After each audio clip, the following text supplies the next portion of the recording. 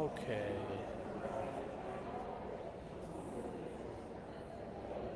Let's see, do we have anyone?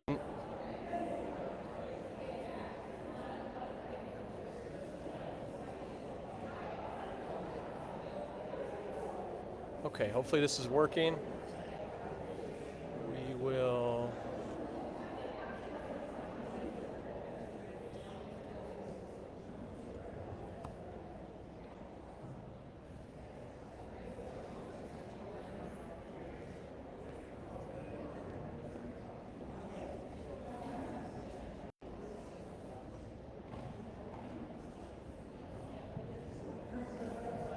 Test.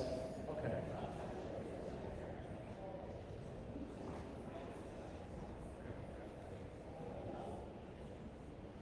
Well, we'll get started. Thanks everyone for being here. I'm trying to Facebook Live stream this for the people at home, and we'll see. I've put my AirPods, which is picking up the sound from them, on mute. But if they have a crazy feedback loop, they might just have to get off and not hear. But hopefully this works out, and then you guys can hear me as well.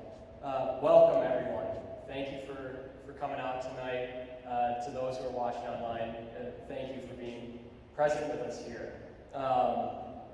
This is an exciting night for me. As you guys know, we've sent out correspondences around uniforms, around daily mass, but this is really the point and purpose of school. What we're doing in the classroom, how we're going to teach our kids, right? How they're going to grow in the things they know and understand. So for me, this is where you get to see the side of things that have been a source of what I think have been really meaningful connections with the teachers who are here, with some who have now come back. I think this stems from the stuff we're going to talk about here tonight.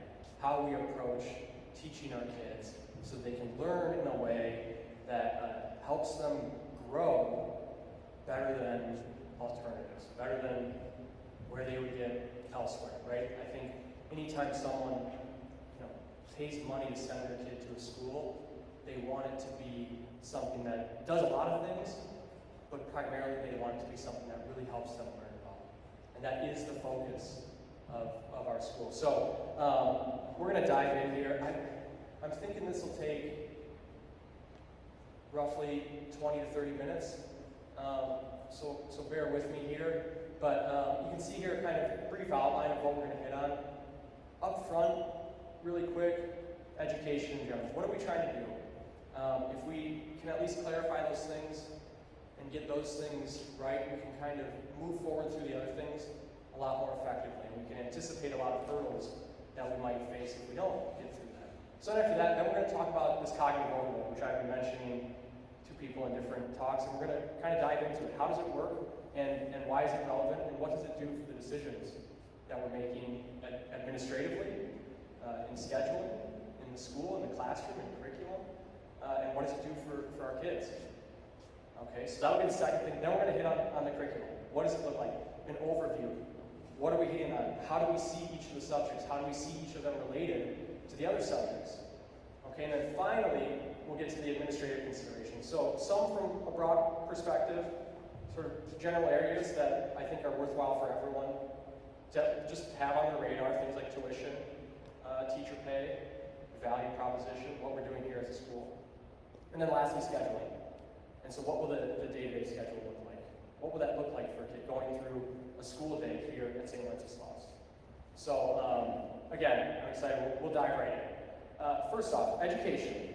Okay, we have this question, what is education?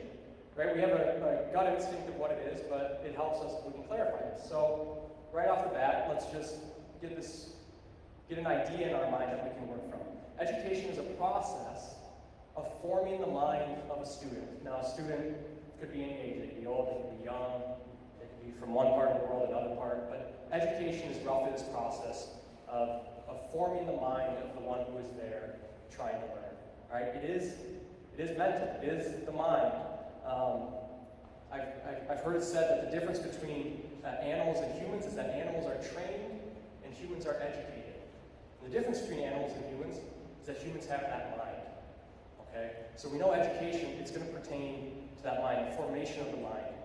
And I have kind of for us a corollary or an extension of that. That is, education is a process of forming the mind of a student in accord with either a presupposed or a desired worldview, right? So as humans, when we learn things, we first learn things as a whole, then we learn the parts.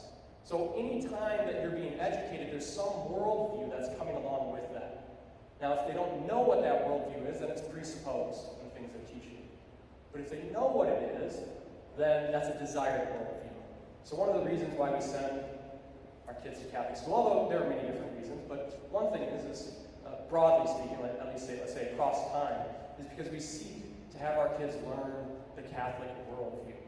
What does that mean about being a person? What struggles do we face? What obstacles do we face? What things do we look forward to? What do we classify as our fulfillment? Right? Those are going to be different in different sort of worldviews, different perspectives. By the way, we can say sort of universally, everyone wants to be fulfilled. That doesn't mean everyone has the same idea of what that fulfillment means. Okay, so for us, we situate ours within the Catholic worldview, the Catholic tradition, the Christian tradition. Right? We have faith in God, we believe in God. That's going to be a different worldview than a place that does not believe in God. And those are kind of going to be the two big contours, the two big distinctions, is that you have worldviews that try and account for God in their picture of existence and others that don't. Okay, so for us, it's a desired worldview, it's the Catholic worldview. And now, the types of education. Okay, here again, I want to help us just sort of navigate this landscape. We have sort of general education and we have specific education. Right? Specific education is like trade schools, professional schools, law school, med school. These things come later on. General education has to do with how we form the mind, how we form our ability to think.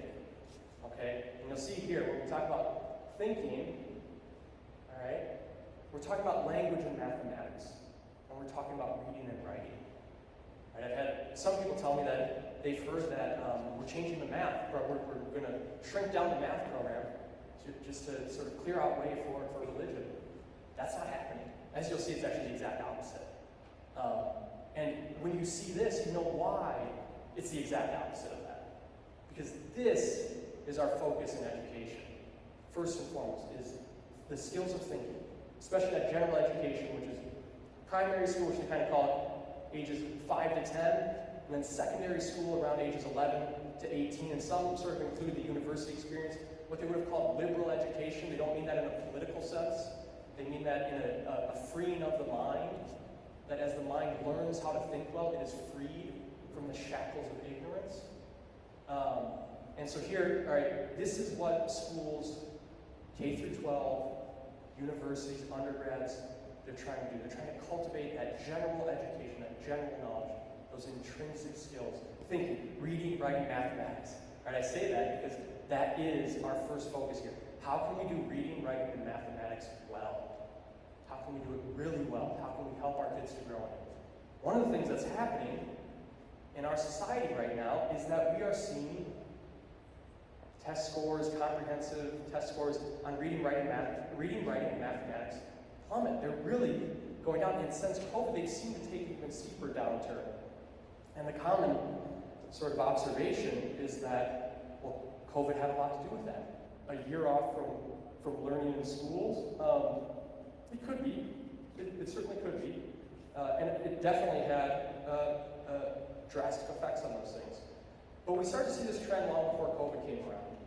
And so what I've kind of focused on in my educational path, my administrative path here now, is this topic of cognitive overload. Okay, so what is cognitive overload? All right, cognitive overload is a branch of what's called cognitive load theory. For those who are curious, it's under the umbrella of what's called cognitive psychology. All right, and this theory was developed in the late 1980s by an Australian psychologist named John Sweller.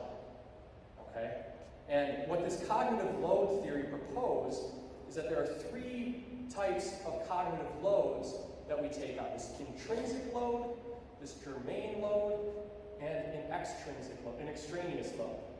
Okay, the intrinsic load is something like new information. We're trying to take in new information and learn new information. The germane one would be something like, the terms they would use are the schemas that we possess. This is like how we relate information to itself, between things. And based on these schemas, it's going to affect how well we can take in that new information. Okay? I say all this because here's this one factor over here, and I don't know how well you can see this laser pointer here, but this extraneous load accounts for unnecessary and distracting information. Now, what most schools are focused on is how their curriculum can eliminate extraneous load, excess information in the curriculum, in the school day. What I look at, what I see is, are we accounting for how much of this is coming in 24 hours a day, 365 days a year, every year of a person's life, right? We are at the dawn of the internet age, the technological internet age of human society. This is very new, and from a historical perspective, it's extremely new. And it's picked up rapidly, and it really kind of has hit mass critical adoption only in the last 10 years or so, the time when we really start to see those test scores fall. Okay?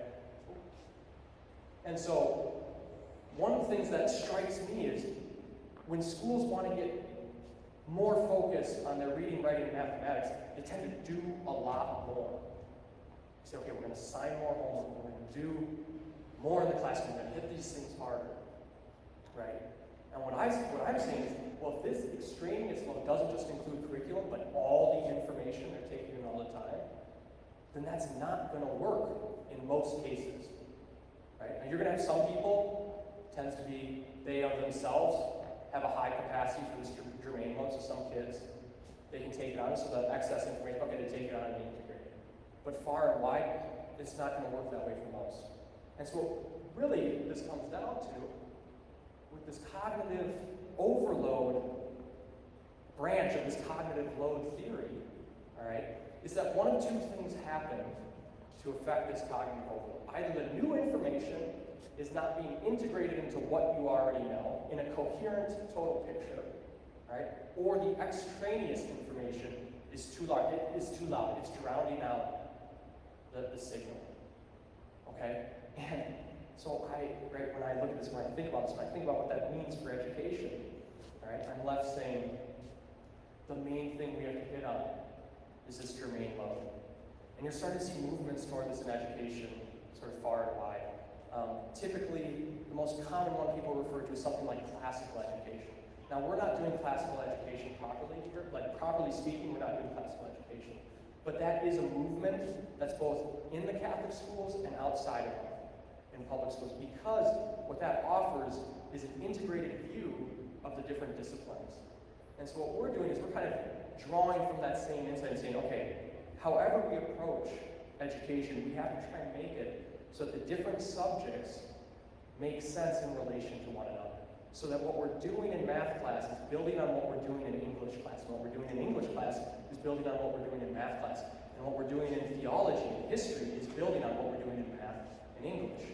In this way, then, it's less wasted time. All right? It's clearer, it's easier to integrate the information. And it's a challenge when you don't have the framework that allows you to see it that way. So what we're now going to get to, did I lose it? All right, hold on one second. I'll pull this back up. I must not have clicked this for long enough.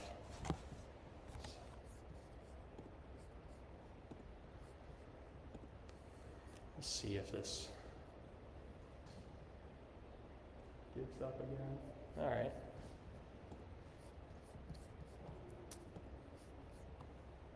Okay, so what this brings us to is this third part, and this sort of presentation is about what that curriculum overview looks like, what those subjects are in relation to one another, so that then we can come home with the schedule changes, with what we're trying to do in the school day, so you can kind of really, hopefully begin to understand it, but also, this is also a message to others outside of the community, or those in the community who are not sending their kids to St. Wenceslaus. Say, hey, here's how we're looking at it here. Here's what we're doing. Here's how we're spending our day as faculty. Here's what we're trying to build toward. Here's what we've already been in the process of building toward. So maybe there are some of them who say, you know what, that's actually intriguing. I'm interested in that. I think I'd want to send my kid there. All right?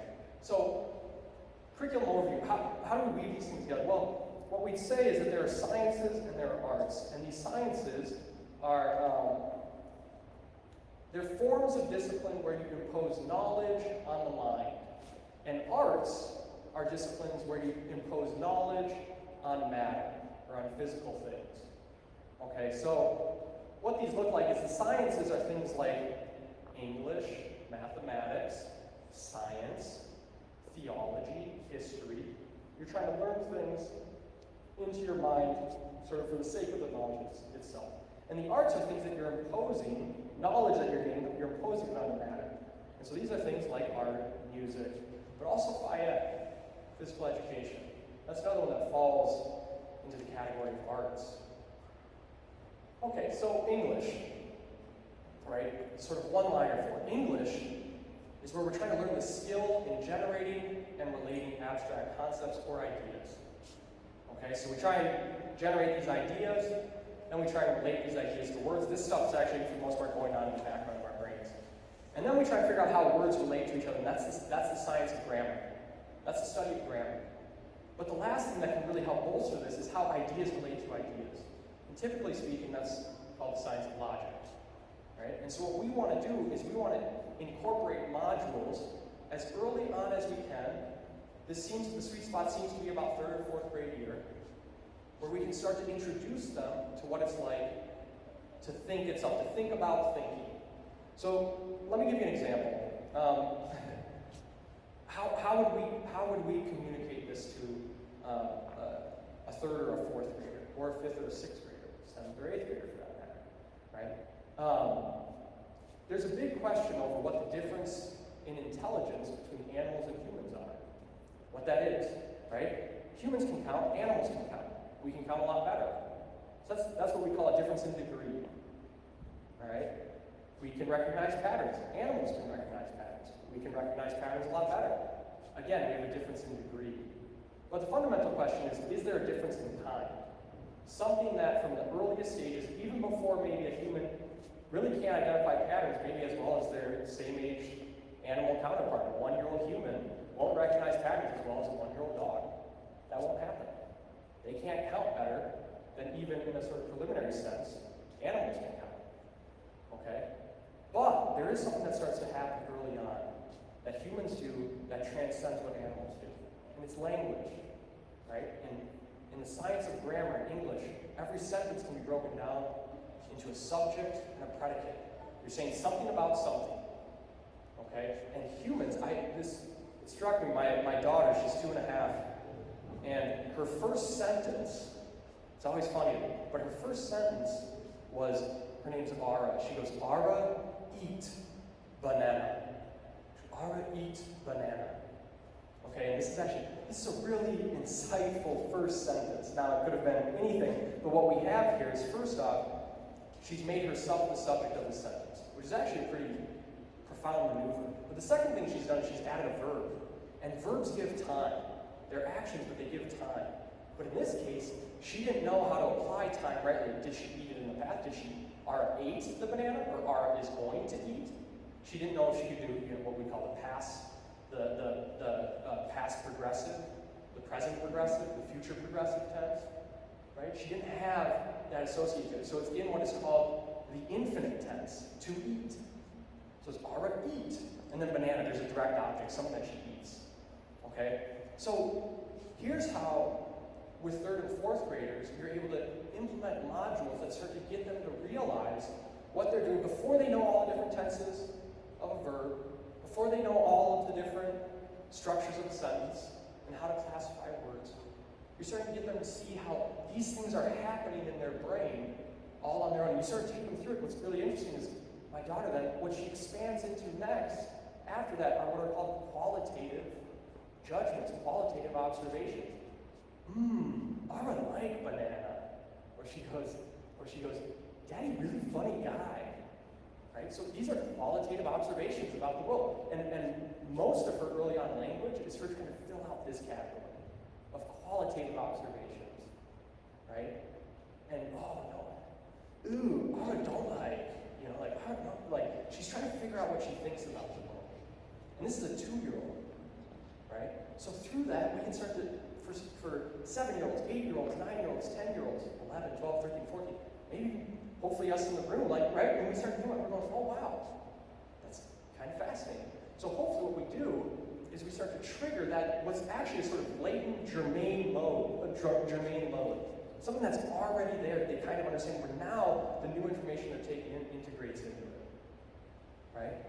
And now the view is that, okay, if we now progress through that sort of science of logic as they go through the years, it'll be able to accelerate their understanding of English to a place that far surpasses what the state standards or national standards would be for a 7th or 8th grader. Many things that they don't even require of 11th or 12th graders to be able to do that. But because if we can sequence it in that way, it can go a long way, and it can connect with many different people at many different levels of aptitude. All right, so that's English, and that's really probably the one that we can make the biggest headway in. And it's because, in part, mathematics sequencing tends to be done pretty well. But many of us probably have that experience where it's like, and people are different, but I kind of got math, English never clicked for me. Or I kind of got English, math never really clicked for me. Right? I was one that English didn't click for me. Grammar did not click for me. To me, it was only memorization because I didn't have something to integrate it into. Right? But once I started to learn logic, what they would call general grammar, so how ideas relate to words, it started to open up. And I started to see with much greater clarity, much greater understanding. So that's English. Okay. Mathematics. All right, if we looked at English there one more time, we said it's skill in generating, right? Generating and relating concepts. Mathematics is going to be skill in manipulating and relating abstract objects. Now we say objects instead of concepts. Concepts are ideas. These objects are numbers. They're symbols. Okay, but hopefully now you can understand, okay, there's kind of this relationship between English and mathematics. All right? Even more of a close relationship is in English.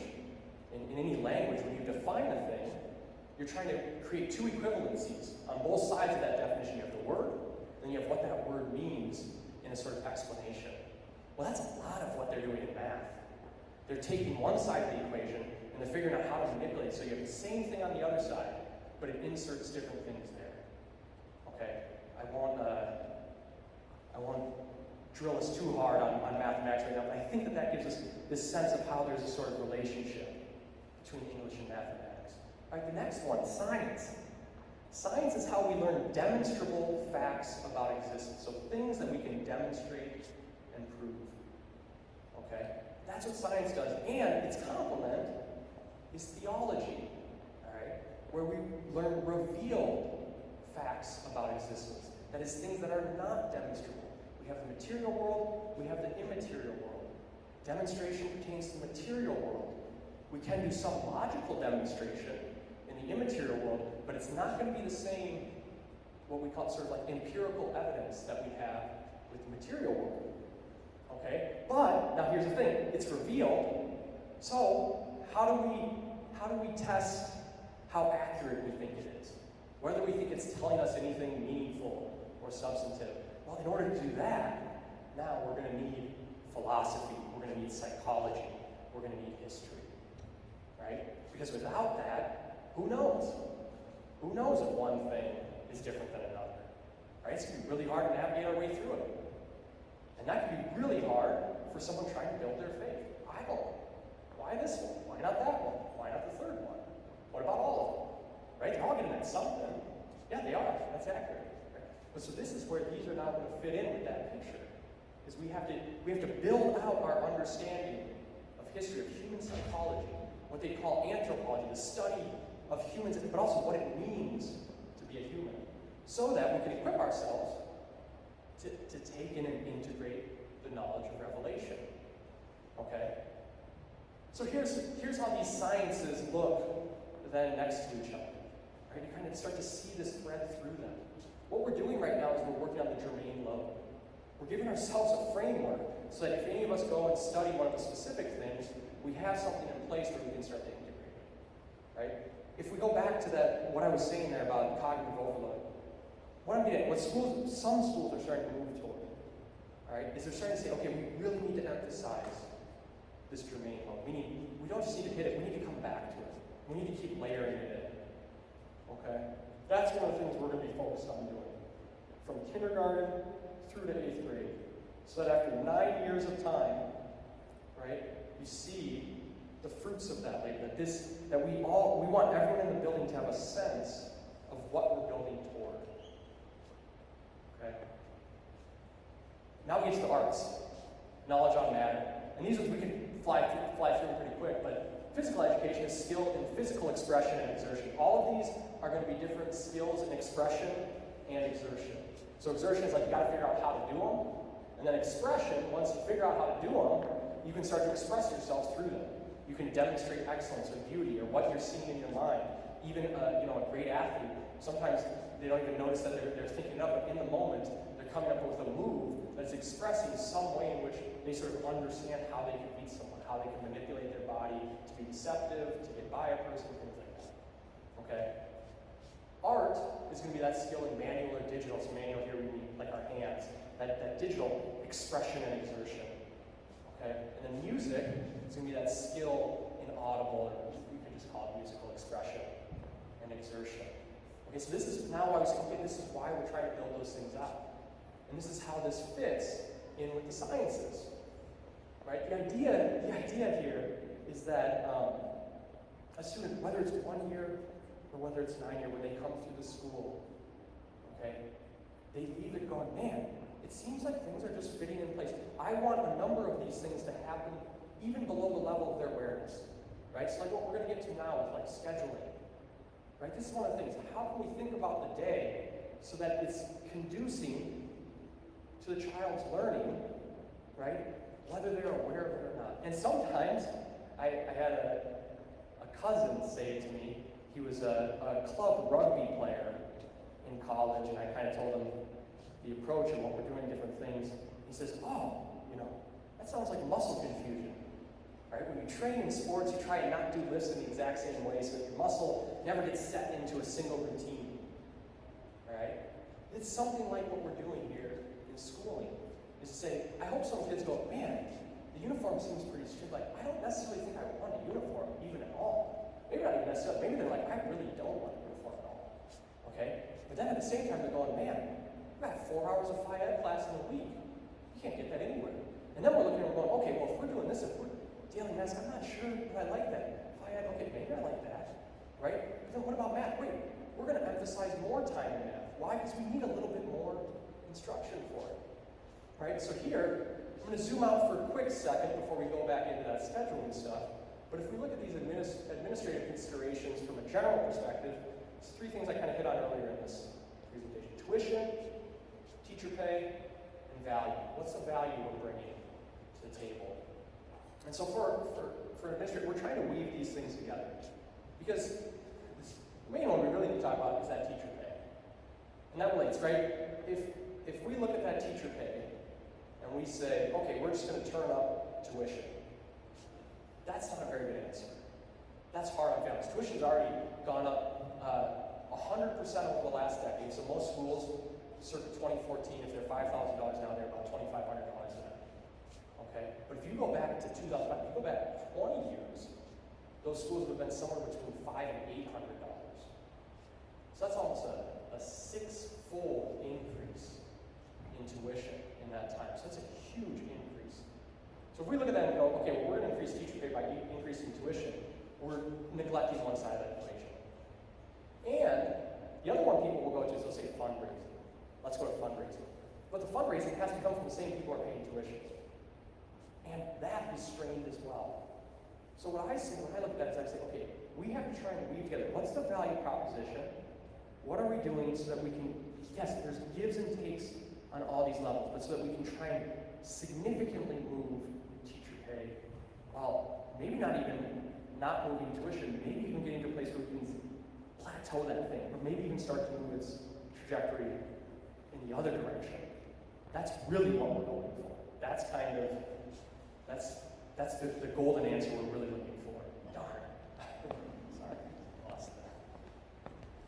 that's how I know I've talked about a slide for too long. Sorry there. Try and get this back up.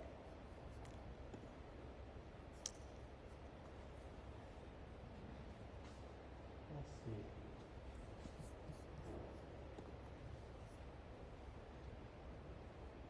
Okay, but if we can get that teacher pay up, there's also practical consideration. It's going to help us with teacher recruitment and teacher retention.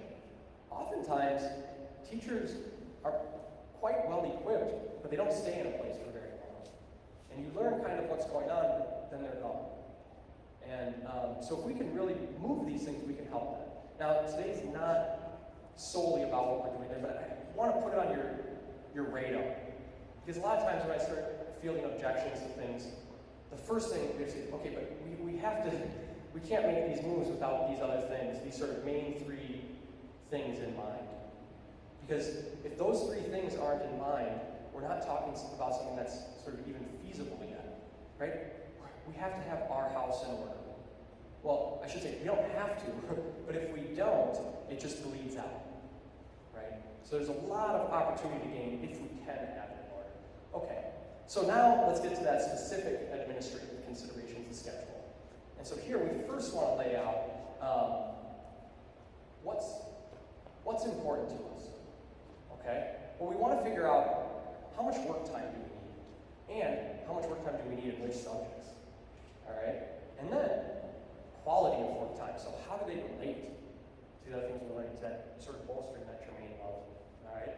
Then, how much rest time? Because guess what?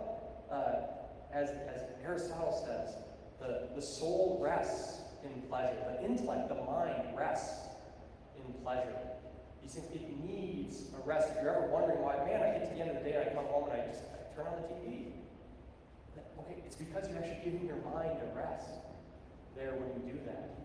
And the soul needs those things. I'm trying to move the slides over so it doesn't pause out. Okay, but then it also matters what's the quality of that rest time. And can we hit it in multiple ways? So really there for that quality of rest time, it's like, is some of it physical, is some of it mental, emotional, psychological, spiritual? Right? We want to try and hit both of those.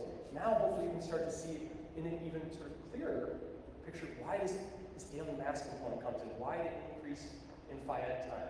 Because these things are actually going to be really valuable in creating a sort of harmony or equilibrium. Right? Now people have different struggles with different things. They don't like Phi Ed, they don't like daily mass. More likely the second one than the first one. Okay? But what we're seeing is that there's something real happening here in mass. There's something real going on that we believe that Christ is literally there, that God is literally there. And I guess we want to help with that disposition of each kid toward what they're experiencing. But we also think that he's really there. And that being around him is valuable. Right? So we're saying, no, we actually literally believe that. And that's why this is incorporated into the schedule. Okay? And then we have to look at what are our priorities. And so this is, all right, talking to teachers. This isn't something I come in and say, hey, here's our priorities. You talk to them, you get the feedback.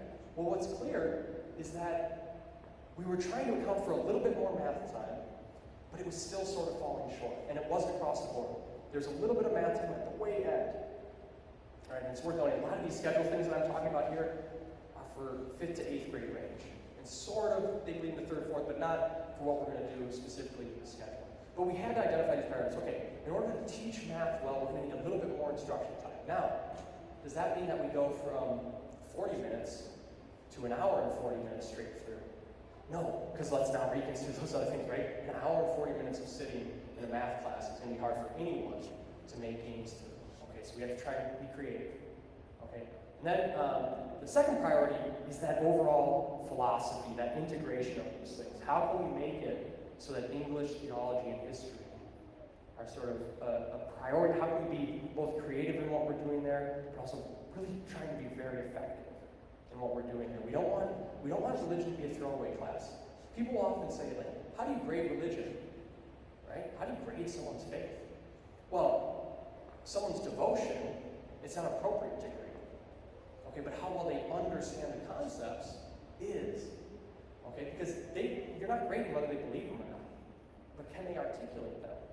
Right? If we express the doctrine of fallen nature, okay, that man and woman are inclined inordinately toward themselves, and it affects the different parts of their body, their mind, their will, their body, the goods of the world, and it affects these things. Someone can demonstrate whether they get what that claim is, how it would affect things in different ways. They don't have to say, I think that's right. Now, I happen to think that that's right. It's part of the reason why I converted to the Catholic faith. Right? It's because as I learned of those things, I thought they were profound. I thought they were great explanations of our day-to-day lives. Right? One of the things that's a consequence of this doctrine of original sin, of fallen nature, is that there's a certain amount of things we do, not because we're ignorant of what would be done. That's what Socrates would have said, that we're ignorant of what to do. But rather, what Aristotle then came back and says, no, we do it because we're defiant. I always think about it like this. When I go binge eat a bag of Reese's peanut butter cups, it's not because I didn't understand it wasn't good for me, it's because I wanted it. Right? So for me, when I had now integrated that understanding of fallen nature, it clicked. And I was like, oh man, I think that's a way better explanation of so many things that I do in my life. And a way better explanation of the things I struggle with. And when I would tell myself, well, I just don't quite understand Reese's peanut butter cups well enough, so once I do, then I'll stop. I was just putting off any sort of meaningful change. So for me, okay, right, the conviction of, okay, all right. But no, there's not a test to see whether a student goes, yes, I also believe that. Okay? But it's wasted time if your religion class then is sort of doing nothing. It's not going to contribute to those other things. So we want our theology to be doing history, to be doing philosophy, to be doing psychology. Right? We want it to be doing those things. So now it fits into this picture, and in some ways, it fits into it much more profoundly than it would if we just did those on their own. Okay? Okay, so now we get to this block scheduling. We start to ask the question, okay, how long will blocks be? All right? How often? We're trying to take into account for how long the age of the students, the attention span, the content, right? How often will they have the class? Okay, will they be single cycle or multi-cycle? I'll kind of show you here. This is what the schedule last year looked like. We had everything every day. And this is sort of a standard schedule that most people do. Okay? This is what it would look like in a week. Sort of do everything day after day with a few little changes between like PE and music. Okay? And now, here's what we're looking at for this one. I've color-coded it so you can kind of see how these blocks move. Alright? What we have are two cycles. Two cycles of blocks here. I don't know if you can spot this laser pointer. But these colored ones, 1, 2, 3, 4, and 5 are one cycle of these sort of longer blocks. And then these little Roman numerals, 1, 2, 3, 4, 5, are on a smaller cycle. Okay, so these are shorter blocks, about 35-minute blocks. 55-minute versus 35-minute. Okay? And as you can count, if we've got 5 in the longer and 5 in the shorter, we can end up with 10 classes. But now we can be sort of more strategic in what we're rotating through. Okay? And so you'll see here, this is another good insight about these rotating block schedules, is that if you make it so it's just more than the number that we have in the day, what you do, as you'll see that count go, you just keep redoing that count. Well, the block actually moves throughout the day. Okay? So some kids are more focused and attentive in the morning. Some are better after lunch. Actually, probably not many are better after lunch, but some right before lunch, some maybe late afternoon. Well, rather than being the unfortunate teacher who gets stuck with a kid who's always in his rut at that time of the day, you now move throughout the day. And everyone's getting all the kids at different times. All right? And by being able to see with clarity this bigger picture, we can have that confidence and comfort to prioritize certain things. So what we've done here is take math, for example. We can now put math in one of these blocks, say it's the number 1 here, which is what it is for 8th graders with algebra. Okay, and then we can add a math prep down here in one of these smaller blocks. So now it's spread throughout the day. It's not back to back, but we've actually increased the amount of time that we have exposure to the teacher to feedback to working on things. All right, in that case, by about almost 2 hours, just by adding that loop in. And then what we're going to do for 8th grade actually is we have a secondary prep for reading prep. Okay, so with 8th grade, it's sort of called the reading prep study hall. And those who need it, they can double down on the math. Okay, so now they can get something more like 4 hours more of math time. right? And we can be flexible in that. But we have time, because we're saying, hey, we really want them to get the time and repetition with mathematics. This is not something they'll be able to get at another school. They won't be able to do that. Now, could that school shift toward that? Sure, over time, right? But they're not going to right now. And so we're going to look at it and we're going to say, hey, we have really strong, solid teachers. We do have been talking about, they're very sharp, right? And if we give them the time where they need, what's interesting about all of the teachers is they can all sort of unanimously say, yeah, we maybe need more time here. I don't think I need as much time in this area, right? And so, okay, now we can start prioritizing and moving these things. Okay, so our long block classes are English, math, science, theology, history, and physical education. Okay? So rather than just like ballooning theology, we're saying, let's actually make this more historical oriented. Right? Our society, for the most part, looks at history and they say, one of a few things caused the events. Maybe it was an economic cause, maybe it was a social cause, a linguistic cause. Well, St. Augustine, all the way back in the 4th century, wrote his famous work, The City of God. And he said that all of history is a conflict between the city of God and the city of man. So he gave us, this is kind of the first account of what they call meta-history. He's giving us an account of how all of history fits into a broader narrative. He's giving us that germane load. And this has been developed since then. And many modern secular thinkers do the same. So non-religious thinkers do the same now. They try and approach a unifying thread, okay, for history, because it helps one to be able to integrate what they're learning in different parts. So what we're going to do is to try and bolster our history and at the same time begin to give us the view of human history as a connected whole. How does this relate to each other? Okay.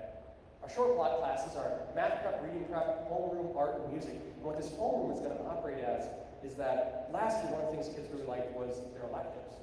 So what we're going to do is we're going to have month segments throughout the year where kids can sign up for different electives. So they won't maybe have the elective for as long, but then they can move through more of them, different ones throughout the year. The teacher can do more of those electives. So we're trying to say, hey, maybe it's not the exact same, but maybe we can meet this, and maybe we can meet it in a way that's actually kind of exciting. We can add more sort of choice into it. So, for example, what will happen is they'll get to November, and that'll be an elective month in their homeroom time. And the teachers will propose 3, 4 classes, the number of teachers that we have, they'll propose the classes, and then kids will rank them and sign up for them. And if they don't get one there, but we can see, hey, a lot of people want to do this, we can return it at the next elective cycle. So let more students get a chance at it, right? And then we can kind of keep this moving, and we can keep trying to engage both that choice and that elective material. Okay. And now, I want to talk briefly about a couple individual subjects.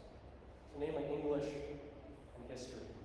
All right, English, what we're trying to do here is we want it to be recursive. So recursive means that you're hitting things over and over again. Why? So we can strengthen that germane mode. So we can, when the content is similar from one year to the next, in English it is. The fundamental knowledge is the same across, and you're just trying to deepen that knowledge and that application. This model works really well. So we want to be very intentional in this, right? And so what we're going to have is recursive learning, 5th and 6th grade. But then we're going to go 7th and 8th grade boys and 7th and 8th grade girls. Okay? So this way, they can read sometimes different things, sometimes the same things. Right? Sometimes it's the same thing. I've said this before. I really want our students in 7th and 8th grade to read some Jane Austen. Why? Because she's brilliant. She's a genius. Her social critiques and observations are second to none in the history of literature. Okay? Well, one of the downsides that when boys are sitting in class and they get assigned Jane Austen, and we can say all we want that we push this one place, but they go, oh man, we're reading the girls' book now. No. Right? Now, that won't be a barrier. And you know, maybe those boys, when we're getting speeches, maybe they vote and they're like, hey, we want to watch and break down Tom Brady's Hall of Fame speech. Tom Brady's Patriots Hall of Fame speech. Okay, we can look into that. Right? So I'm really excited about that observation. The other thing this allows us to do is to separate Phi Ed, boys and girls. So 7th, 8th grade Phi Ed is boys, 7th, 8th grade Phi Ed is girls. Okay? And I think that's, again, very exciting opportunity on the Phi Ed side of things for both groups. Okay? History. Let's look at these Minnesota State standards All right, the broad topics of history that they do in middle school. They go American history, local history, American history, and basically American history. Okay? And they go, in 5th grade, they go to revolutions, sort of how America starts. Okay, 6th grade, they then go local, so Minnesota regional, things like that. And then they go back, I don't even know how that got lost. And then they go back, and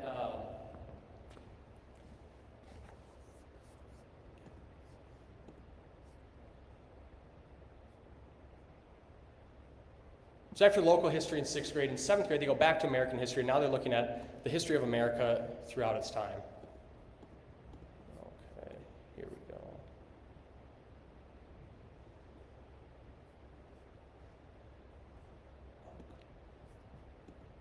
I wonder if we lost the AirPlay.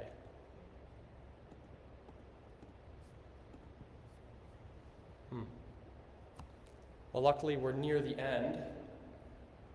So,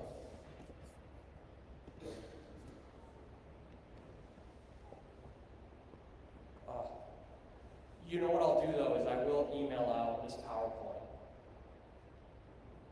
to everyone to be able to kind of look through themselves. They can look over it. They can think about it. What we're going to have is an example of the 8th grade boys schedule. The girls want to be the same thing, just flipped with PE and English, so that we could see how that works in a given day.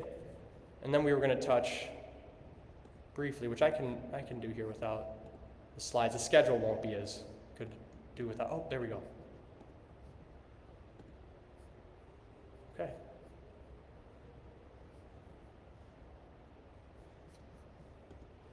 We'll iron out these technical kinks with time. Okay.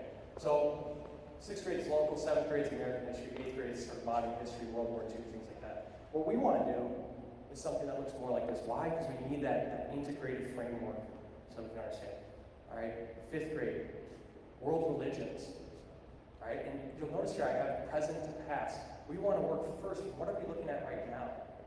Because that's going to actually be more intuitive to us and more relevant to us, and then move back in time. So rather than going history back to front, we want to move back with it and kind of unpack, deconstruct, right? Reverse engineer how we got here. 6th grade now we're doing world history and civics. Okay, civics, now we're starting to understand that nature of government, things like that. By the way, this is gonna set the foundation so that when we come back through American history, not only can we fly through, but the different dates and events can fit in the framework much more clearly. If we were to quiz most 10th graders in the state of Minnesota, I don't care what school they're at, about their middle school history curriculum, I would anticipate that we would have very shockingly poor results on that quiz. Because I know if you quiz me about a middle school history curriculum in my 10th grade year, I would have struggled. So we're trying to make this, again, very intentional, so that now they can integrate that information so they can actually surpass the standards that the Minnesota State has. Right? We want them to exceed that standard. Okay? Now here's what it would look like in a given day. Here's what a student's schedule would look like on a given day.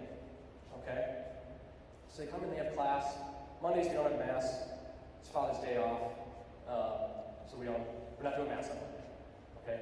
Tuesday, we come in, we have a short period up front, okay, and then we go to mass. Then we have this morning breakfast sort of recess early on in the morning. All right, so they're coming in, they get a little bit of school, but then it's, all right, they give their soul some rest, right? They're not coming before the Lord. They're letting the Lord work on them, okay? And then they have breakfast. This breakfast is a nice little perk. We got a grant that pairs up our breakfast with our lunch.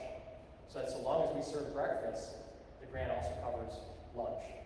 This is a good deal. This is a good setup. And so now we get to fit it in. So every day they go to mass, they now get a little breakfast and a little bit of socializing time up front. They don't have to wait until second, third of the day to get some socializing time. They get it up front. And then they go to class. And notice, they go to 2 classes. It's not like they now go to class for 5 hours. They go to 2. Then they're into the special cycle in the lunch. And they're back in class and they're into specials. And you can kind of see how this is meant to be something where it doesn't feel rote. It doesn't just feel like a drag. Whether they notice it or not up front, over time, these things will have an effect. We want them to feel like, man, the day feels a little more peaceful, just feels a little bit more manageable, a little bit easier. Right? Because now, that spirit, that soul's a little less sort of dragging along, and everything that we're trying to teach you in class can do that much better. And then these different subjects now reinforce each other.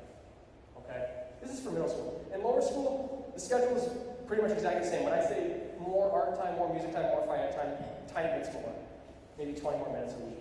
We're trying to get a little bit more art time than music time because there's cleanup and takedown time in art class that adds to it. It's a little bit better subject for especially younger kids to engage in. So we're trying to be intentional about that and give slightly more with that.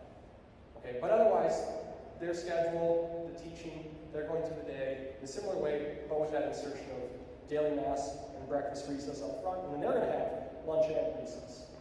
So they're going to kind of get to one for sure recess and then sort of a quasi-recess in the mornings, right? And so here's this is sort of the close of my presentation. Here, it's like this is now we can see, okay, this is what we're doing, this is why we're doing it, this is what I'm excited about, it's what the teachers are excited about. I asked for permission, but in sharing what we're going to do, Lori King decided to come back and teach with us next year. So we have teachers that weren't going to be here, that want to be here, that want to be a part of it. Because the way we're talking about these things, I think is really exciting. I think it is energizing. So to me, that's really exciting. That's great news. And I think we have a problem. It doesn't mean that every teacher is going to agree with everything that we're doing. I'm not under that delusion. Nor is that the expectation that they have to love every single aspect of what we're doing. But I hope there's a lot of things that they look at and they go, all right, this seems pretty good. I kind of like this. Right? And I hope that as we get going, they really are like, no, I really like this. Because hopefully that intentionality that we're doing with this also benefits them. And so the last thing I'll leave you with is people ask, hey, you're an interim principal. Are you aware of that? You're an interim. What on earth are you doing? And I say to them, well, two things. One, there's a difference between a retired principal who's an interim and a new principal who's an interim. This is a job interview. It's a job interview for here. It's a job interview, if they don't want me here, for whatever the next job might be, right? And then the second thing is I come from the world of sports. If you don't win now, you don't get to the later term. To me, it's, will these things help with learning right now? Will they help with kids right now? If they have 1 year at St. Wenceslaus, will this help right now? And I say, yes. And when you talk to the teachers and they get excited the way they do, I'm like, yes. Right? So for me, it's like, okay, we do this. All right? Now I may have a vision that if I set a school from the ground up, there'll probably be a few more things that would be different. Right? So we're not just doing my thing, but I'm looking at these things and I'm going, man, this is exciting. Look at the things that we've been able to incorporate. Look at the things that we're going to be able to do right away. Right? Things that wouldn't necessarily have been possible if it wasn't the situations converging the way they have. So to me, that's very exciting. And I hope that as people get to know me, get to know what we're doing here, that the students start to get excited, that parents start to get excited. Hopefully, we can win over some who were kind of doubtful, and they're like, all right, actually, you know what? It seems kind of intentional. Right? It seems kind of insightful. I hope, that's my hope, that we can win some of them over. Because then we can get real momentum going. If it just started off and everyone liked me, we'd be lying. There's something going on behind the scenes that's dishonest, because that doesn't work anywhere. Christ didn't have everyone love him. Right? No one in history has ever had everyone love. So that would not be a real situation. But as we can hopefully show a mutual respect for one another, right? As we can try and hopefully there is some, because the real question is, like, it's not just do you like me, do you not like me? It's do you think this is good for your kid? Right? Do you think this is good for your kid? That's what every parent's asking. Right? When they send them to a school, and especially a private school. Because sometimes you have to send a kid to the public school because it's the only option, that's what you're doing, and that's the one that's in the area. But with a private school, you really are choosing. There's no compulsion in private school education, just like there's no compulsion in religion, right? And so what we really want to do is put together a package that takes into account a lot of different factors, right? So, I went longer than I thought, but I'll last kind of just close out. One thing I'm happy to share is that this year I'll be teaching 8th grade theology, and I was really excited about that. So, for me, this isn't just me talking in the abstract. I'm going to be a part of it. I'm going to be a part of the teachers. I'm going to have contact with students. All right, they'll get to learn from me for a whole year in that subject. We'll be going through this together as teachers, as a school, and I hope that they'll be excited for it. So we'll close it with that. I am okay if we open it up to questions. So they don't have to be positive questions. They can be whatever questions you have. We can kind of take them on and go from there. How about we do this? I'll call on you, and then I'll try and just repeat the question through the microphone. Does that sound? All right, yeah, go ahead. Yes. Yeah, so it's K through 4, so the lower school is K through 4, and that middle school is 5 through 8. So like I said, with lower school, it's one where we're keeping a lot of it the same. And that's sort of intentional. From one perspective, the learning gets more complex as you get older. And so there's sort of more room for that. But the second thing is, in that regard, we want to take the time and build this out. And what we want to do is get to a place where we have a really intentional product of what we're doing in that lower school. But we're not right there right now. Right? And so we have the principles, we have the things that we're working towards. Like, one of the things we want to do with reading is, as best we can, we want to try and get it so that students, as they're reading, get auditory listening and while they're reading. This is really helpful for any kids who potentially struggle with things like dyslexia. It's really good for reading comprehension for people who are really good readers. So it's one of these things that sort of benefits both sides. So we want to lean into these things. We're looking into certain things with curriculum, with math. For the younger years, there's some very insightful methods people are using. One's called Eureka Math. That has a lot of really positive benefits, but it's not one that we're saying, hey, this is what we're going to do. It's rather going to be something like, if an individual teacher is like, you know, I've been doing the math curriculum that we had, I don't like it as much, they want to go, okay, let's go there. So with the lower school years, at kindergarten through 4th grade, what we're really trying to hit on is, one, giving them the continuity from last year to this year, right? And then two, trying to, again, sort of be thoughtful about this hard time, the FIAD time. We are going to have it where 1st and 2nd grade boys go to FIAD, 1st and 2nd grade girls go to FIAD, and 3rd and 4th grade boys, 3rd and 4th grade girls. And one of the things that's exciting about that is that those are not just going to equally map up to them being out of the classroom at the same time. So it's actually going to give some programming time to the teachers with their girls and then with their boys. And there's a lot of these. I actually have some of these slides here at the end. This is from a book by Leonard Sachs, MD, PhD, talking about the differences in neurological development between boys and girls. And the cliff notes of it are that girls' brains develop quicker. We sort of end up in the same spot at the end, but girls' brains develop quicker. Some things about a 2-year pace ahead. Other things that can get to about 3 to 4 years between the ages of like 10 and 14. But the long and the short of it just actually is that they're much smarter earlier on. And so one of the things you'll see down here, and it's kind of bold, but it's hard, it says it now appears that the language areas of the brain in many 5-year-old boys look like the language areas of the brain of the average 3.5-year-old girl. Trying to teach a 5-year-old boy to learn to read and write may be just as inappropriate as it would to try to teach 3-year-old girls to read and write. Right? So when you look at that, and this comes from someone, he's not Catholic. He's not at all, maybe sharing the worldview that we're trying to put. This is from neuroimaging results. Like, we want to try and say, okay, how can we lean into this? How can we help with these things? Right? And so when one's in FIAD class and the other ones aren't, the teachers can do some more specific programming. Because they're at different levels, verbally, conceptually. That would be really valuable. So that's kind of one answer we have for little things we're trying to implement with our school. Other questions?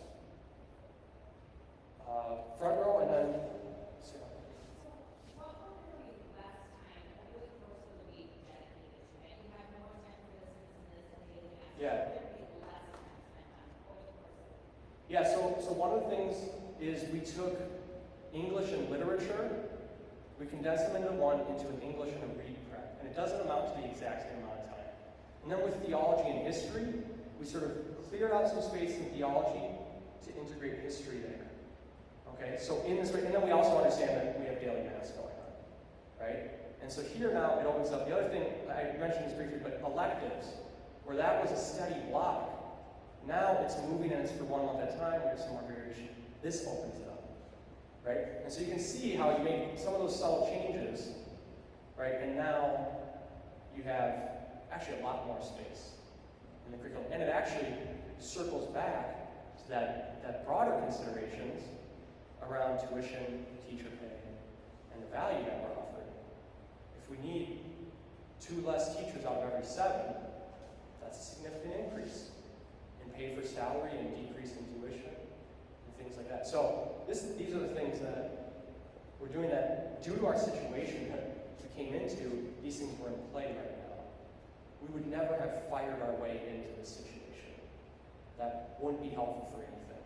But given the situation we had, it's like, okay, let's first talk about this, let's propose it. It also wasn't going to be anything that we proposed, but when people started seeing, oh, okay, this is how it could work.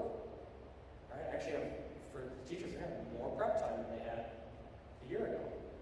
Right? These things, well, that's pretty attractive. Okay, and then here's how this works. So those are the things we're trying to mix in. There, if that makes sense. Yeah, okay.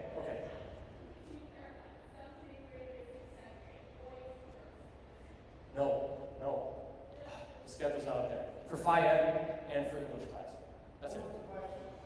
Sorry, her question was, she said, to clarify, 7th and 8th grade are basically separate boys and girls for this year. And I said, nope, not the case. Why? Because it's Phi Ed are boys, girls, and then English is boys, girls. So math is co-ed, 7th grade math, 8th grade math. Separate. And then science is the same way, theology is the same way. And then the specials, we do have boy, girls with music and art.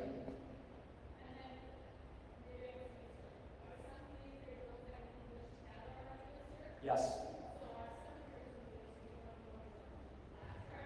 No, both will be including the logic modules, and we already anticipate that, well, we know actually that neither of them are getting it. So both of them are sort of encountering this new information, and then over time, we can then consider shifting back so that we're not getting that. But it actually works out for this year. In this way. Yeah.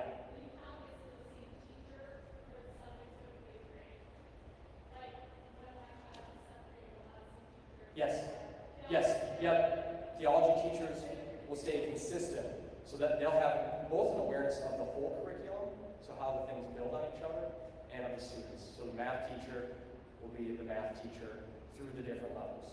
Theology, science, the same teacher. Yeah, the question, I'm sorry, I totally forgot to repeat the question. She asked, she said, with the different subjects, will they have the same teacher in that subject across the years? Okay, so will they have the same math teacher in 5th grade as in 6th grade, as in 7th grade, as in 8th grade? And the answer is yes. Now, it would be something, as of right now, we have a small middle school. But that would be something where this would fit very well if down the road we have to get departments, and then it starts to change. That picture. Question in front.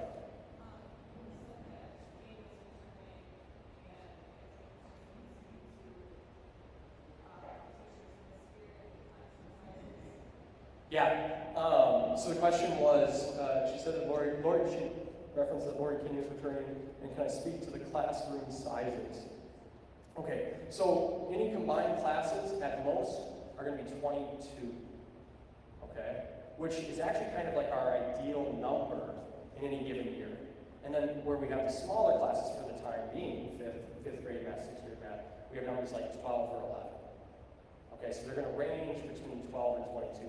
And I would say one of the broader considerations is trying to keep that number of students in the class to between 20 and 25. And that's why we're trying to really strengthen the value proposition. Because it is nice to have a teacher teach 9 students. Right? That is a value thing. Right? And actually, sort of the best model of learning would be something like 1-to-1. If we could all afford governesses, it would probably be a really good education model. But so we want to really kind of strengthen that value proposition so that we can do something with tuition, so we can do something with teacher pay. Many people don't know this, but the median starting salary for teachers in the Archdiocese for Catholic schools is $35,000. $35,000. By the way, minimum wage gets you to like $31,600. Minimum wage, right? And the high end for the median teacher, the high end in a parish school is like $45,000. Now in public schools, it's a little better. It's like the starting is like $39, $40, and then the high end is significantly better. Sometimes upwards of $75, $80. So they can really climb through that. But we really want to try and do things to change these mechanics so we can actually shift this significantly, not just a couple $1,000s here and there. I think it's one that we're facing teacher shortages, so it's going to be necessary to be more efficient with the teachers that we do have. But we're also facing financial struggles economically in individual homes as a whole.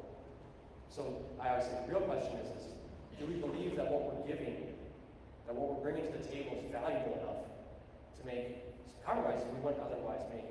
And for me, that answer is yes. Right? I said it on my cover letter. If I had to send my daughter to a 5th grade with 50 students, we're not going anywhere near that, we're not trying to. And one teacher, that person believed the faith. That priest believed the faith. Right? Would I do it? Yes. I would. Because that's how valuable that is. Now, I'm not saying we're going to go there. We're not even in my wildest dreams, that's not where we're going. Even if that meant we could pay teachers $140,000 or something. Right? We're not going there. But it shows you that conviction that the value proposition we have is really valuable. So, is there one over here? Yeah, question. So I'm trying to understand the homeroom for middle school. Yeah. And so they don't have a set teacher because they have electives as a homeroom? No, so homeroom for most of the year, for the parts where they don't have these elective months, they have a homeroom teacher. So 5th grade has a 5th grade homeroom teacher, 6th grade, 7th grade, 8th grade. Okay? And then for a few months throughout the year, that homeroom block, because the reality is we don't need that much programming for homeroom, now we can insert electives where now, for that month of November, they can choose what elective they go into. And then those are mixed age classes from 5th to 8th graders. Right? And then they come back to homeroom for a month or 2 months. And then they do another elective. And then they come back to home for a month or 2 months, and they do another. So does that kind of help make sense? Sorry, the question was, she was asking how the homeroom structure sort of works. Right? Yeah, question. So years back, the school underwent certification to become a CSTEM school. Yes. But I noticed on your slide of priority subject, science actually wasn't one of this. Yeah. Are we still doing STEM? Yes. As priority? Yes, we absolutely are. So one of the things is when talking to the teachers, right, they felt good about the science. They felt good about the science time, the lab room time, things like that. So what I meant is for priorities for scheduling, what did we need to change? What did we need to put at that top? We're still going to be C7. And actually they have slightly more science time than they had last year, but it's like 20 more minutes a week. So they have slightly more, they're a little bit longer blocks, so it really helps with like lab time, and they do go into the lab. But no, our whole point is now we've increased math, we've increased science, we've increased lab time. So we are hopefully more C7 than we were before. And that, again, sort of to situate that circles all the way back to those introductory slides on what are we doing in education. We're trying to sharpen those skills with math, reading, and writing. And science is that way that we learn demonstrable facts about existence. Is that? Okay. All right, I know we lost again, but that's all right. Thank you, everyone, for coming out. Please don't hesitate to reach out again.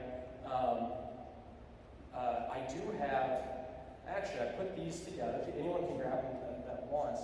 These are little packets. If anyone has more interest in these questions of education, cognitive load, cognitive overload, and curriculum, I just typed up ones that are a little bit more detailed. So it's not, full-on book, but it's like of those subjects. Each of them has about 3 or 4, maybe 4 or 5 questions. It's sort of question and answer format of these things, so you can kind of read them, look at them again, scrutinize them, think about them, reflect on them. Feel free to reach out.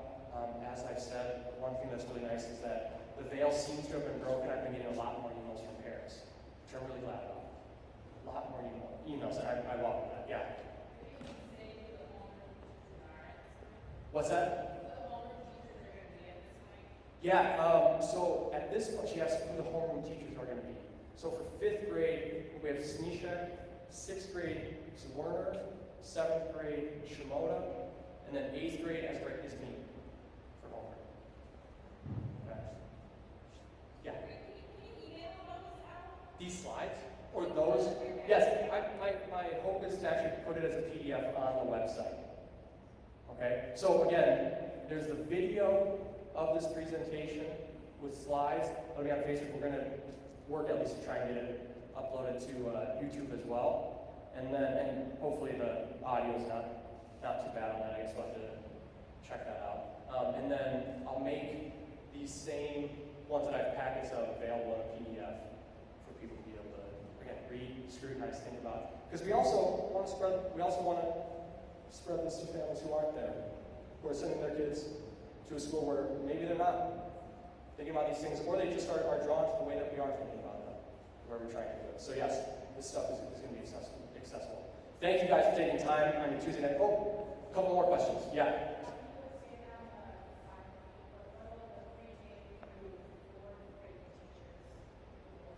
Pre-K, no, those ones, we're going to get the homeroom assignments out in the next probably week or 2.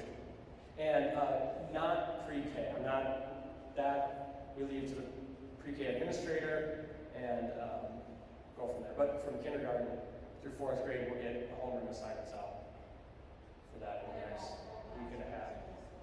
There's multiple classrooms in 3rd grade. Right now, we're at numbers that work well for single classrooms for the other grades. Yeah.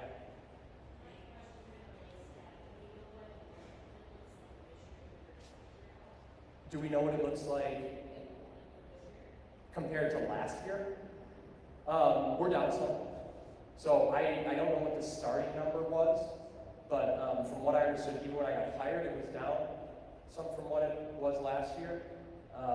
And what seems to be a common trend especially is that when we transfer over from lower school to middle school, we get attrition to the public schools, mostly to the public school. And so one thing that we're really trying to work on is making it so that people want to send their kid here from middle school. Because that right now, I mean, it's very uneven. Lower school to middle school right now. It's about 2/3 lower school, 1/3 middle school in terms of enrollment. Right? And so we want some more parity between that. So that's the main focus for us. Was there a question in front? Yeah.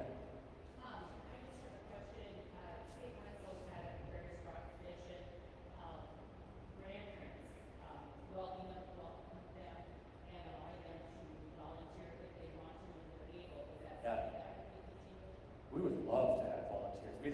I know one that we've talked about is we would love to be able to help our teachers out further with anyone who could volunteer during lunch periods. The question was, St. Wenceslaus has a tradition of grandparents helping out with volunteering. Is that something that will continue? And so the answer is yes, we would love that. Where there's always spots to help in a Catholic school. Yeah. Okay. Are they willing to, I know I got reached out last year a couple of times and never heard of that, if they make arrangements not once a week, or maybe like Oh, yeah. twice a month. No, trust me. Is Well, we're very willing to be flexible on that. It's the same thing in dealing with the teachers, right? What helps suit them, right? How can we make use of the different strengths we have in this community? We're not doing all or nothing sort of propositions. Either you're here all the time. No.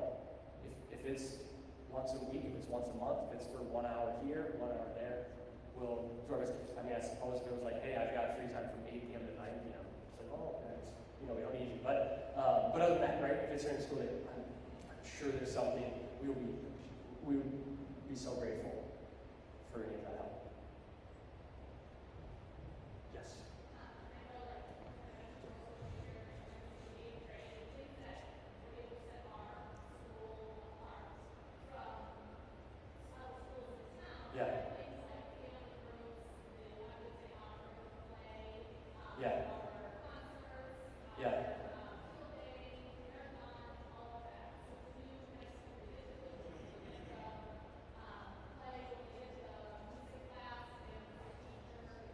Yeah, so the question was, one of the things that set the school apart was different events throughout the year. Field trips, concert, musical, family groups, electives. My answer, I started on the electives one. I can say this, we are actively seeking a music teacher because we want that. And we have decided to not do a musical for this year, recognizing just the amount of time it takes and not knowing exactly what we're going to have. One thing that has been very clear across the board was that the previous music teacher was very gifted in many ways and put on really great musicals. And that's, it's tragic to lose that, right? And in part because it's like, you look at what I said about the arts and music being that form of expression and exertion for you to learn, but those beautiful forms of expression are uplifting, they're encouraging. So we want to move further, but our hope is to be able to put on concerts. And in time, to hopefully get somewhere where we have a situation where it fits, where we can try and do that again with musicals. As for field trips, we're trying to carry out all the field trips that were being done. We've met over, over the DC trip. We're keeping that going. We're trying to do all the field trips that we would have done. And then hopefully over time, be able to find, again, sort of intentional spots where we can add more stuff in. Similar thing with, community events. Those things, we don't have any plans to change it. I don't have any plans in my mind to change things related to marathon, back to school night, other fundraisers, preschool, sort of things, outreach, stuff like that. So that stuff, we're hoping to keep all that stuff going. All right. Question? No. Yes? Yeah. Yeah.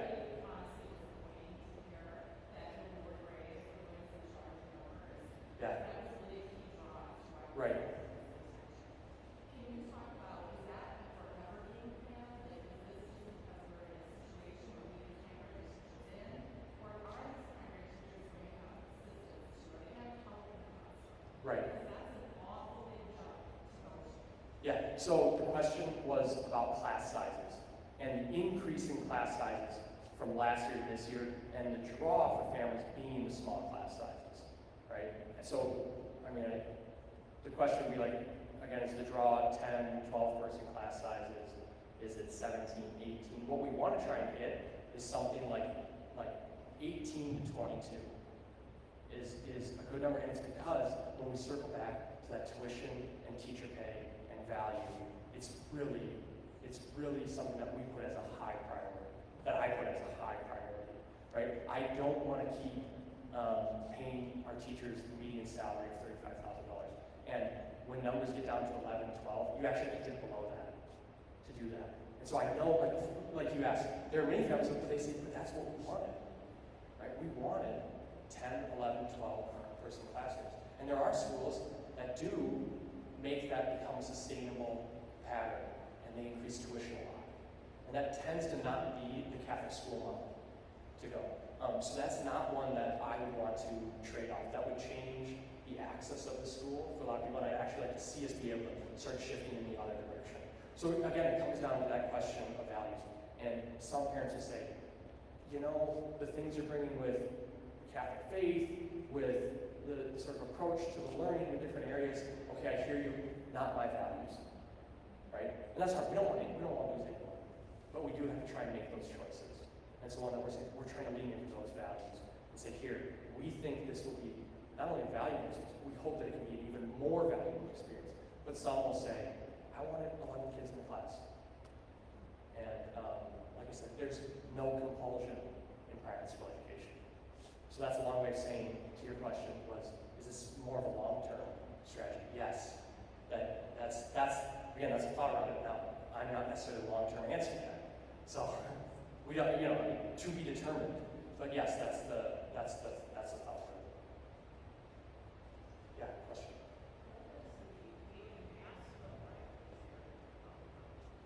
The daily mass, what does it look like? Well, daily mass is typically between about 20 to 25 minutes. So it'll take a little bit of time for students to get used to the transition of going there, getting into that, right, sitting down through it. It won't be, the daily mass will not be like the children's masses. We will do those sort of monthly on feast days. Okay, but the daily mass is meant to be a time where they come in, it's meant to be brief, but it's before the Lord, right? And so that's the idea, that's why we have the mass.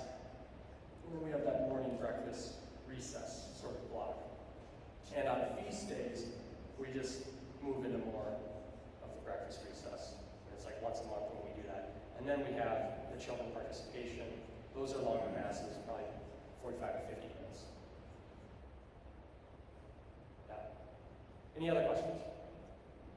Okay, well thank you very much. Oh, sorry, homework, yes.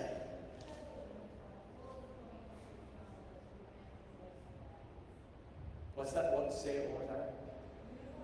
Yeah.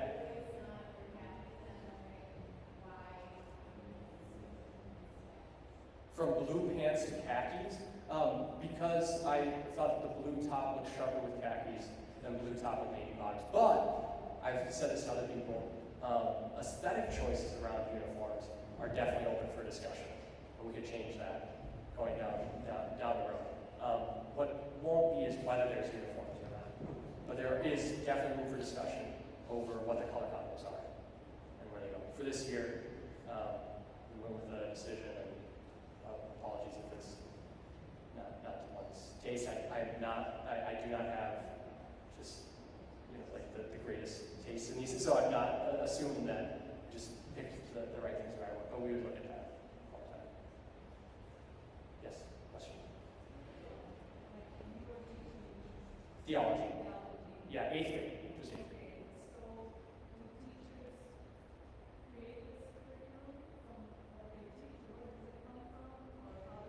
It's different subjects. So math curriculum, she asked about curriculum. Where do they get the curriculum from? So a lot of it is like math, same curriculum that was had. We opened up a little more time, a little more space to be able to pull it off. Theology, new curriculum. They were already looking for a new one, and now we bring it in. And now we're trying to have it be, again, more philosophical, more historical. Okay? So that one, that's curriculum planning. That's things that we're doing this summer already and have been doing and will continue to do. Science, same curriculum, slightly more time. English, we're inserting the logic modules, the how to relate ideas to ideas. So we're going to focus on book selection, right, and then inserting those modules so that the learning around English can rapidly improve. Okay? Where does that come from? Different resources for different things. So the logic ones, there are a lot of modules on different logic lessons that different curriculum programs. St. Jerome Classical School has a number of them, which is not a single school, it's a curriculum model. The theology and philosophy curriculum is a combination of resources, things that I've contributed to it, things that we've drawn from sources. Hopefully does that answer to your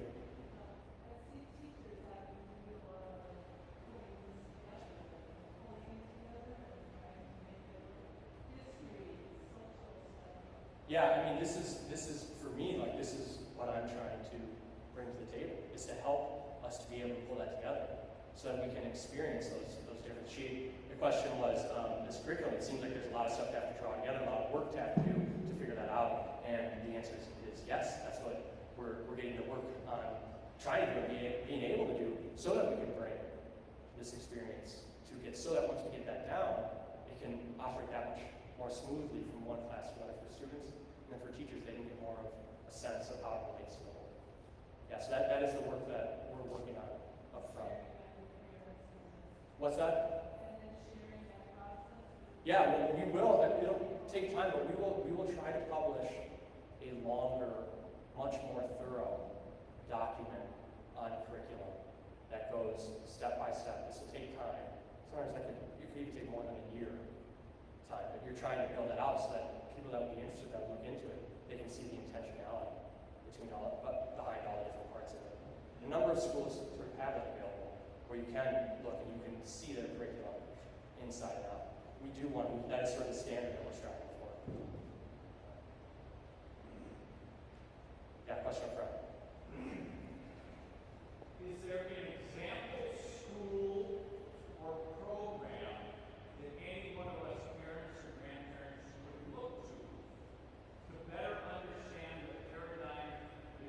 Yeah. to the table because it sounds brand new. Yeah. Or is there a school that we could go Oh, and say, oh, plenty. Yep. this is what they've been doing for 25 years or 2 years Yep. or something like that? Yeah, so the question is there an example of a school doing it, or is this totally brand new? I'll sidestep maybe the veiled compliment that would be in there if this was all brand new. It's not. So most schools in the diocese use block scheduling, and a number of them have shifted to the rotating block scheduling. So it's a number of Catholic schools, private schools that go that route. There are public schools that go that route. One that really comes to mind that we're trying to look at for this integrated, you can look at Nova Classical Academy. It's a charter school in St. Paul that approaches the education process with leading with the sort of logic, the philosophy that integrates the disciplines. That's a really good one to look at. That was Nova? Nova, yep, Nova Classical. It's a public charter school. It's not religious. It's not a Catholic school. That would be a good one for sort of again a number of these insights. One thing we did do that is, I would say, the most novel introduction that we have here is the 2 cycles of block scheduling, the longer cycle and the shorter cycle. I wouldn't be surprised if someone's doing it, but I don't know of someone doing it. Okay? So that would be one where by doing a small cycle one within the loop of the larger cycle one, it allowed us to open up classroom access opportunity. And I think that'll be a cool aspect, not implement, but people working with those cycles and doing things and having block times and community times, things like that, that is in play. It's quite robust, not even just throughout the country, but throughout the world. Yeah, Brianna. Referring to especially the core subjects of like English and math. Yeah. Do the change, not necessarily the curriculum that you're using, but the layout of the day or the schedule, is there any changes or do you anticipate the way that we can cater to, there's a classroom of kids in 6th grade math, and they're not all going to learn at the same level. There's some kids maybe Yeah. more challenged and some who maybe aren't going to keep up at that same Sure, level. sure. Like, how are we going to cater to both ends of that spectrum within, any particular grade level, lower classes? Yeah. Yeah, so the question was, in any given class, we have differences in ability from one end of the class to the other. Is there ways that we can try and address it? The historical way of trying to address it is making classrooms aptitude-based rather than age-based. So when a person's ready for some certain level, we're not looking to do it, but it's something that, like, again, as a school administrator, we want to have things on the table. We want to sort of understand these distinctions. Yeah, no, at this point, we're neither moving toward it nor planning toward it, but those are things that can be done. As of right now, no, it's sort of that struggle. It's like, when you get to high school level, they tend to have like an honors track and a regular track. And there's things, different concerns pop up in relation to that, and I'm not against things like that. But no, as of right now, we're not going to have like an honors track or people leaping grades so that they're fitted to the right, sort of, we might say the most ideal level So for right them. now, it's just kind of on the teacher to notice if there's deficiencies or if it needs a little. Yeah, I mean, it's a great question. So, again, question having to do with people who are at different places in the class. One mechanism that can be done right away is, and it would have to be a teacher feeling comfortable with implementing this, but it's called something like standards-based grading. So standards-based grading is where students try and hit an objective. And typically what you do is you make the possible points larger than what the assignment points are out. So say you make the possible points 100, and then kids are graded out of 80. So if they get 80 out of 100, they actually get 80 out of 80, and they get 100%. That's an A+. And so one of the things that standards-based grading allows for is for students to get the feedback wherever they are on that scale of 100 while recognizing where you want them at. And so what that can do is it can be very rewarding for the student who is surpassing that level to continue to feel like there's a sort of recognition, a feedback, a benefit to their added work. So that's one that can actually be implemented right away, and public schools can implement that, anywhere can implement that. And that really kind of comes down to standards-based grading is a little bit more rigorous. So one of the other people asked about the amount of time this takes. You know, to add in rubrics that are standard-based, there's a sort of front-loaded amount of time that has to be put in, but they are really valuable. So it is one that, you know, where we have teachers that are interested, we have templates with models, and we have models that we can use, we can look at them, and we can try and navigate our way through them to try and help with that learning experience. But it's not something that, like, we're imposing. If that makes sense. Yes? Another question?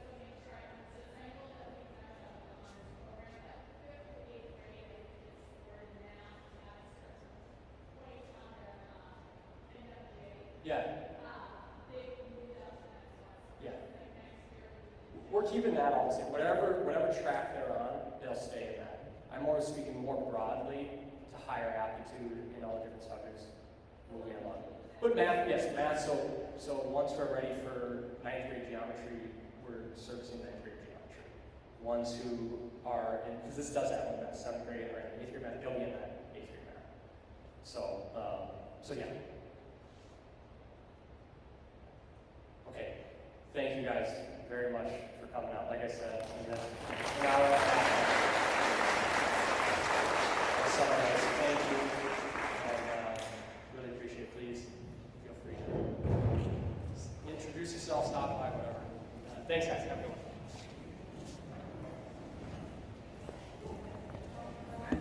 Please.